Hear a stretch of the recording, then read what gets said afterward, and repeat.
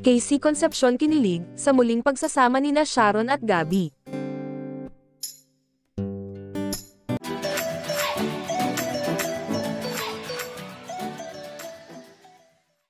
Kung excited ang fans, mas pinaka-na-excite sa magaganap na concert ng former couple na sina Gabby Concepcion at Sharon Cuneta, iyon ay walang iba kundi ang nakahihan nilang si Casey Concepcion. Hindi halos makapagsalita si Casey Concepcion nang hingan siya ng reaksyon sa unang beses na pagsasama ng magulang niyang sina Gabby Concepcion at Sharon Cuneta sa isang concert na gaganapin sa MOA Arena sa ika-27 ng Oktubre.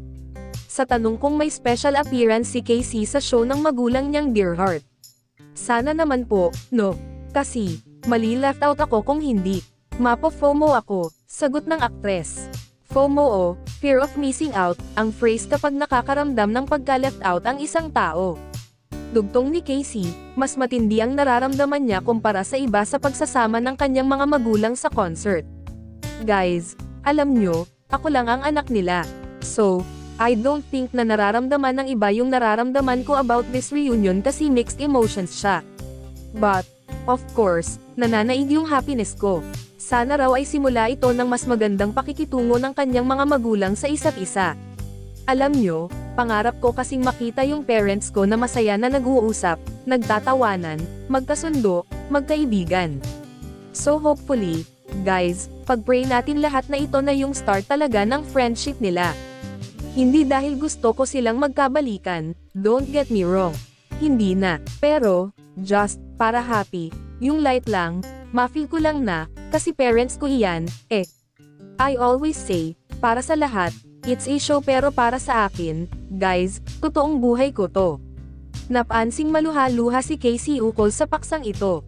Tears of joy. It's a dream come true. Not just for me, but for Sharon Gabby fans who, you know, hope and dream and enjoyed their love team. Syempre, kung may isang nag-enjoy ng love team nila, ako yun. Kaya nga ako nandito, ani Casey ukol sa dating relasyon ng mga magulang. Dagdag niya, kaya I have all of our supporters to thank for being with us sa aming journey, not just as a should have been family, but as a blended family, or as individuals who learned to forgive each other and enjoy each other.